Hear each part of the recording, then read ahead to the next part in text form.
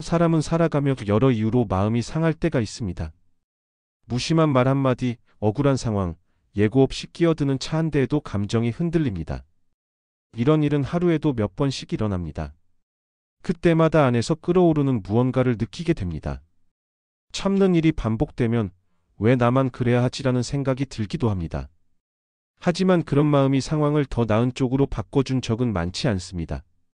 오히려 마음속에 무언가가 남고 그게 평온을 흐트러뜨리는 일이 더 자주 일어났습니다. 감정이라는 건 결국 자신 안에서 만들어지고 자신을 먼저 찌르기 마련입니다. 화를 낼 수밖에 없는 순간이 있더라도 그 감정이 전부가 되도록 두지는 않아야 합니다. 조용히 그 감정을 바라보는 연습이 필요합니다. 억누르려는 게 아니라 흐름을 지켜보는 것입니다. 그 마음이 어디서부터 생겼는지, 무엇이 그렇게 거슬렸는지 가만히 살펴보는 것이 더 나은 선택이 될 수 있습니다. 누구든 감정이 앞설 때는 판단이 흐려집니다. 그럴수록 한 걸음 멈추는 일이 중요합니다. 그 감정에 휘둘리지 않을 수 있다는 것, 그 자체로 삶의 방향이 달라집니다. 분노는 타인을 향하는 듯하지만 실은 자기 안의 상처가 만든 그림자일지도 모릅니다. 그 그림자를 들여다보는 일은 쉽지 않지만 거기서부터 더 단단한 사람이 되어갈 수 있습니다. 감정은 빠르게 치솟고 그 안에 휘말리면 많은 것을 놓치게 됩니다. 특히 분노는 한순간에 모든 것을 태울 수 있을 만큼 강한 힘을 가지고 있습니다. 그동안 쌓아온 관계나 신뢰, 마음의 평정까지도 단숨에 무너질 수 있습니다. 그럴 때 가장 먼저 할 수 있는 일은 자리를 벗어나는 것입니다. 너무 단순하게 느껴질 수도 있지만 실제로는 가장 효과적인 방법이 되기도 합니다. 직장 생활을 오래 해온 한 남성의 이야기가 있습니다. 늘 자신을 낮춰 보던 상사의 말투가 어느 날 회의 중 도를 넘었습니다. 그 순간 자리에서 일어나 따지고 싶은 충동이 치밀었습니다. 하지만 그는 조용히 손에 쥐고 있던 펜을 책상에 내려두고 회의실을 빠져나갔습니다. 화장실 거울 앞에 서서 한참을 숨 고르며 마음을 가다듬었습니다. 마음속에는 이런 생각이 맴돌았습니다. 이 한순간의 감정으로 지금까지의 모든 것을 망치고 싶지 않다. 그는 끝내 아무 말도 하지 않았고 며칠 뒤 상사는 먼저 말을 걸어왔습니다. 뜻밖에도 사과의 말이었습니다. 그날 이후로 그는 회사에서 말없이 신뢰를 얻기 시작했습니다. 화를 참는 일이 쉬운 일은 아니지만 그 순간을 넘긴다는 건 단지 감정을 억누른다는 뜻이 아닙니다. 상황에서 멀어지는 선택이 때로는 자신을 지키는 유일한 방법이 되기도 합니다. 거리를 두는 것은 외면이 아니라 내안을 정리하기 위한 시간입니다. 잠시 자리를 옮기는 것, 조용한 곳을 걷는 것, 전화를 내려놓고 음악을 듣는 것도 도움이 됩니다. 그렇게 마음을 진정시키는 동안 감정에 끌려가던 흐름은 조금씩 가라앉습니다. 토마스 제퍼슨은 화가 날 때는 아무 말도 하지 말고 아무것도 하지 말라고 말했습니다. 짧지만 오랜 시간 곱씹어 볼 만한 말입니다. 나이가 들수록 감정이 무뎌지는 듯하지만 여전히 마음은 상처를 입고 분노를 느낍니다. 다만 이제는 그 감정에 휩쓸리지 않는 방법을 조금씩 배워가는 시기입니다. 참는다고 해서 무조건 옳은 건 아니지만 그 감정을 내려놓을 수 있을 때 생기는 여백은 생각보다 많은 것을 바꿔놓습니다. 분노는 종종 자신을 드러내고자 할 때 생겨납니다. 하지만 진짜 자신을 보여주는 순간은 감정을 품고도 흔들리지 않을 때입니다. 지금 스스로에게 조용히 물어볼 수 있습니다. 이 자리를 벗어나는 일이 마음에 어떤 변화를 줄 수 있을지, 이 감정에 반응하는 대신 조금만 기다려 본다면 과연 무엇이 달라질 수 있을지.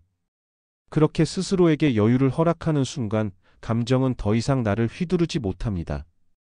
이것이 분노를 다루는 첫 번째 방법입니다. 멈추고 거리를 두는 것. 그 한 걸음이 때로는 가장 강한 선택이 됩니다. 많은 사람들이 살아오며 자연스럽게 익힌 태도가 있습니다. 타인의 입장을 먼저 생각하고 이해심 많은 사람이 되어야 한다는 믿음은 오랫동안 미덕으로 여겨졌습니다. 그래서 가까운 이해날 선말에도 억울한 상황 앞에서도 스스로를 눌러가며 이해하려 했었습니다.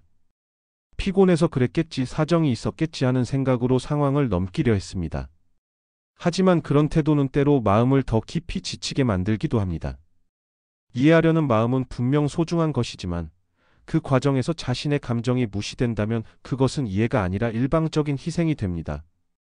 한 중년 여성은 오랜 시간 시어머니의 간섭과 잔소리를 참고 견뎌왔습니다. 가족을 위해 남편을 위해 늘 이해하는 쪽이 되려 했습니다. 그러나 쌓여온 감정은 결국 어느 날 터져나왔고 눈물 섞인 말로 이렇게 털어놓았습니다. 이해하려고만 하다 보니 나는 점점 사라지더라고요. 이처럼 누군가를 이해하기 전에 필요한 것은 자기 감정을 먼저 알아차리는 일입니다. 분노는 부정적인 감정이 아닙니다. 오히려 마음의 경계선과도 같은 역할을 하며 지금 어떤 부분에서 자신이 상처받고 있는지를 알려줍니다. 지금 너무 힘들다. 이건 아닌 것 같다. 더는 참기 어렵다는 내면의 목소리를 외면하지 않고 들을 수 있어야 자기 자신을 지킬 수 있습니다. 무엇보다도 먼저 돌아보아야 할 것은 지금 내가 어떤 감정을 느끼고 있는지에 대한 인식입니다. 그것이 분노든 불편함이든 그 감정을 정직하게 받아들이는 일이 선행되어야 합니다. 상대방의 행동이 내 마음을 어렵게 만들었다고 느낄 때 왜 저 사람은 나를 이렇게 힘들게 할까라는 생각이 들 수 있습니다. 하지만 그 질문은 쉽게 감정의 책임을 상대에게 전가하게 만듭니다. 사실 많은 경우 타인은 자신이 익숙한 방식대로 행동할 뿐입니다. 문제는 그 행동을 내가 어떻게 받아들일 것인가에 달려 있습니다. 어느 중년 상담자는 이렇게 말했습니다. 사람은 바뀌지 않는다. 내가 거리 두기를 할 뿐이다. 처음에는 낯설고 냉정하게 들릴 수 있지만 이 말은 관계에서 느끼는 억압에서 스스로를 해방시키는 데 중요한 실마리가 됩니다. 모든 사람을 이해하려 애쓰지 않아도 괜찮다는 점을 받아들이게 되면 마음은 조금 더 가벼워질 수 있습니다. 누구에게나 좋은 사람일 필요는 없습니다. 때로는 조용히 거리를 두고 자기 마음의 안정을 선택하는 쪽이 훨씬 더 지혜로운 결정이 됩니다.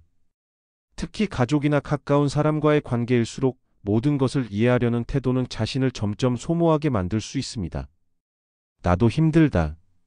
는 말을 스스로에게 허락하는 것이야말로 진짜 이해의 출발점이 됩니다.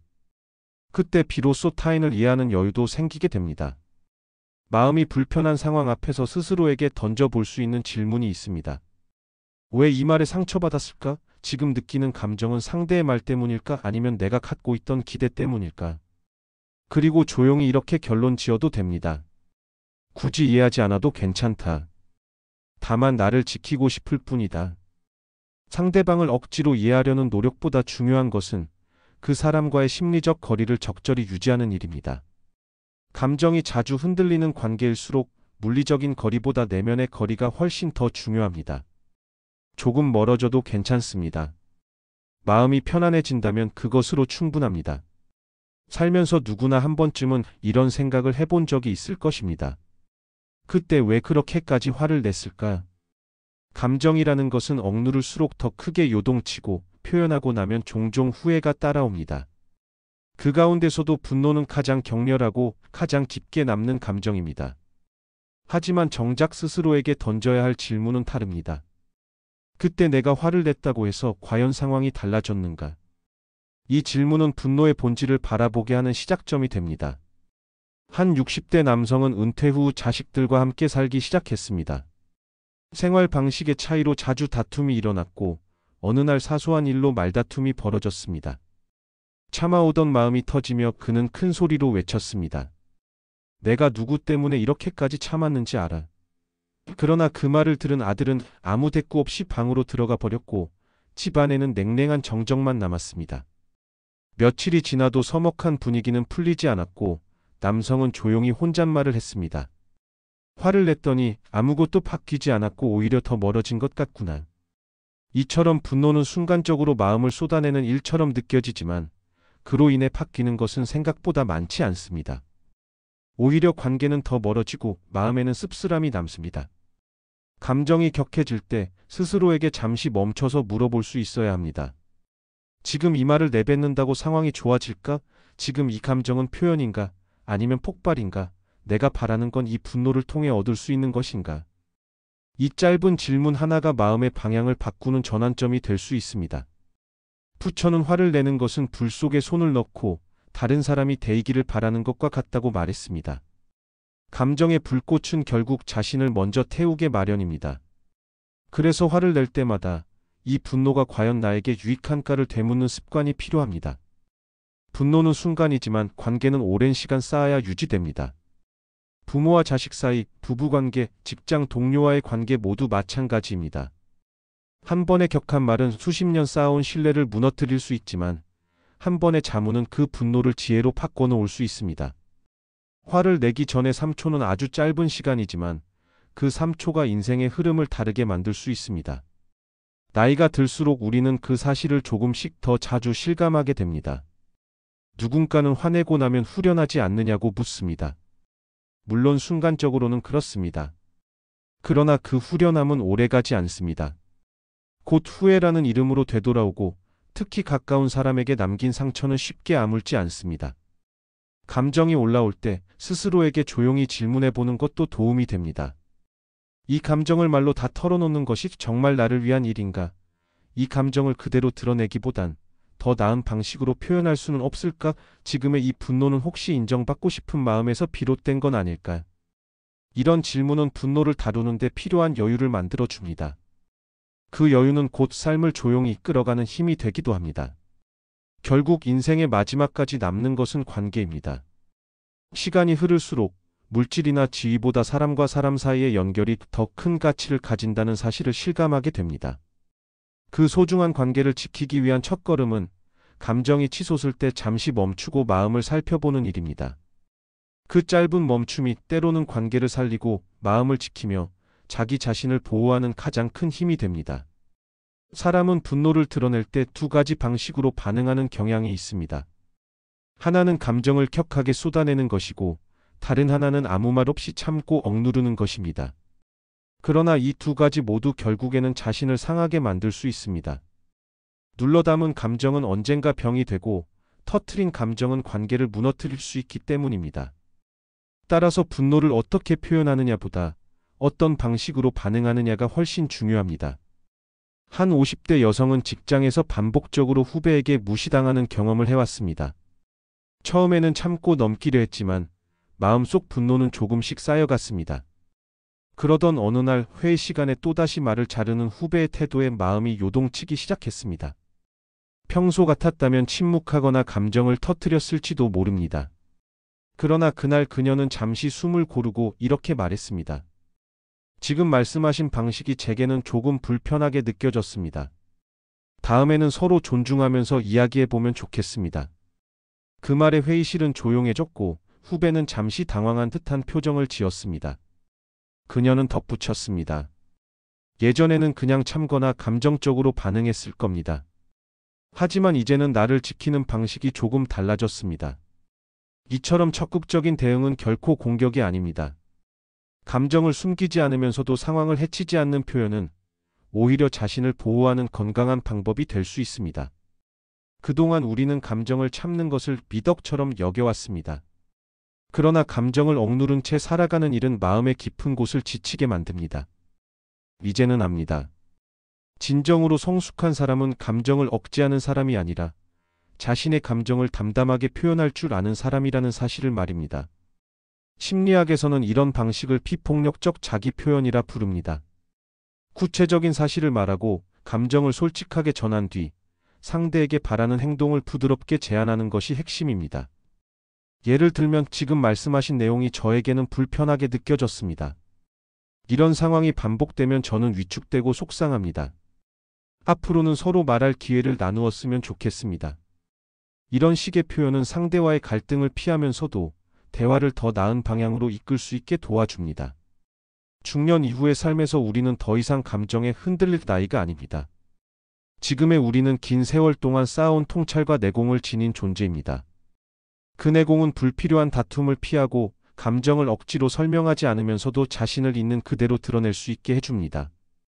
스스로에게 이렇게 말해볼 수 있습니다. 나는 공격하지 않아도 내 감정을 말할 수 있는 사람이다. 화를 내지 않아도 충분히 나를 표현할 수 있다. 내 감정은 존중받을 가치가 있다. 이러한 마음가짐은 남의 말에 휘둘리지 않고 분노에 휘말리지 않으면서도 자신을 분명히 세우는 힘이 됩니다. 그리고 한 가지 잊지 말아야 할 것은 말의 온도입니다. 분노는 불처럼 뜨겁지만 말은 따뜻할수록 멀리 퍼집니다. 그 말이 불편하게 들렸습니다. 저는 그렇게 받아들여졌습니다. 와 같은 표현은 부드럽지만 명확합니다. 때로는 격한 언어보다 더 큰 울림을 전할 수 있습니다. 화를 참는 것과 감정을 표현하는 것 사이에는 분명한 차이가 있습니다. 지금 우리는 그 차이를 이해하고 더 지혜로운 선택을 할 수 있는 시기에 서 있습니다. 감정을 쏟아내는 대신 나를 온전히 표현하는 것.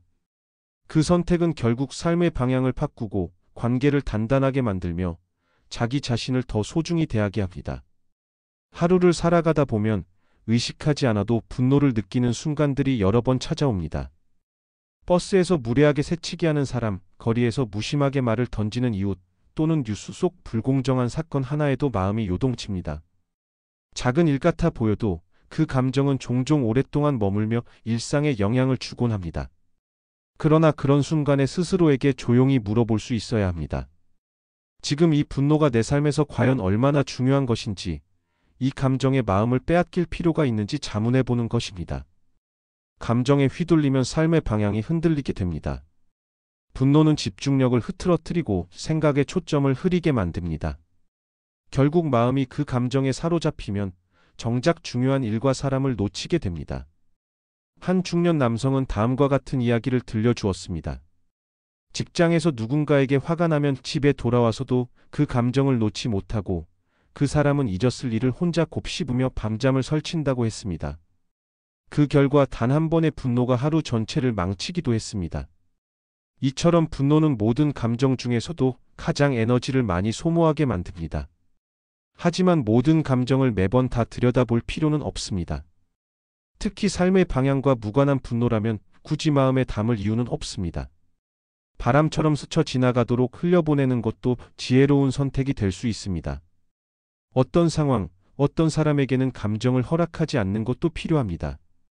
모든 말에 반응할 필요는 없으며 모든 행동에 마음을 빼앗길 이유도 없습니다.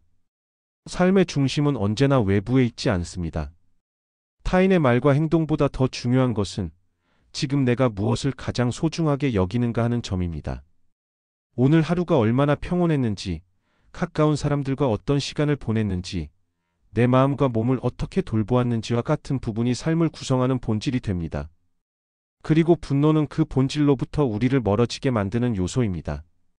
가끔은 마음속 공간에 무엇이 자리를 차지하고 있는지를 돌아볼 필요가 있습니다. 혹시 분노와 불편함이 너무 많은 자리를 차지하고 있다면 그 공간을 다른 것으로 채우는 일이 필요합니다. 좋아하는 책의 한 구절, 가족과의 따뜻한 통화, 조용한 음악, 그리고 스스로를 향한 미소가 그 자리를 대신할 수 있습니다.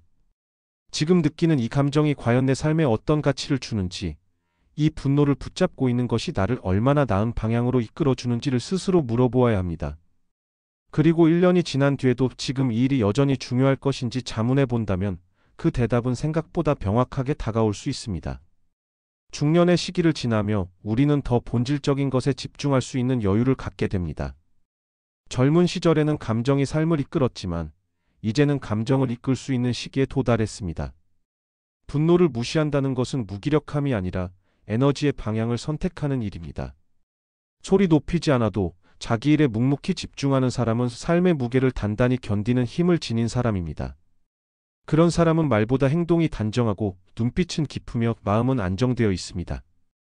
이것이 분노를 넘어서 삶을 살아가는 사람의 모습입니다. 이제 우리는 알고 있습니다. 모든 분노에 반응할 필요는 없으며 때로는 반응하지 않음으로써 자신을 더 깊이 있게 세울 수 있다는 사실을 말입니다. 살면서 누구나 한 번쯤은 세상에 대한 불만을 품게 됩니다. 무례한 사람을 마주하거나 말이 통하지 않는 상황에 부딪힐 때, 혹은 불공정한 현실 앞에서 답답함을 느낄 때, 마음속에서는 이런 생각이 떠오르기도 합니다. 왜 저 사람은 저렇게밖에 행동하지 않을까? 세상은 왜 이토록 불공평할까? 그런 생각들이 반복되다 보면 분노는 자연스럽게 커지게 됩니다. 하지만 세상은 쉽게 바뀌지 않습니다. 많은 시간을 들여 외부를 바꾸려 애쓰지만 결국 바뀌는 것은 자신뿐이라는 사실을 받아들이는 데에는 시간이 필요합니다. 이 말은 때로는 씁쓸하게 느껴질 수 있지만 동시에 마음을 훨씬 자유롭게 만들어줍니다. 내가 달라지면 바라보는 시선이 바뀌고 말하는 태도와 받아들이는 마음이 달라집니다. 그리고 그러한 변화가 차곡차곡 쌓이면 이전과는 다른 세상이 조금씩 보이기 시작합니다. 변화를 기대해야 하는 대상은 타인이 아니라 결국 나 자신입니다. 한 중년 여성의 이야기가 있습니다. 딸의 말대답이 늘 마음에 걸렸고 무심한 남편과 배려 없는 가족들로 인해 서운한 날이 많았다고 합니다. 그런 감정이 쌓여 하루하루가 지치고 힘들게 느껴졌습니다. 그러던 어느 날 가까운 지인이 조용히 한마디를 건넸습니다. 가족을 바꾸려 하지 말고 언니 마음부터 좀 돌봐봐요. 그 말을 들은 그녀는 일기를 쓰기 시작했습니다.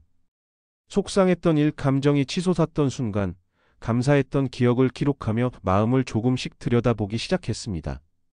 몇 달이 지난 뒤 달라진 것은 가족이 아니라 그녀의 말투, 표정, 그리고 바라보는 시선이었습니다.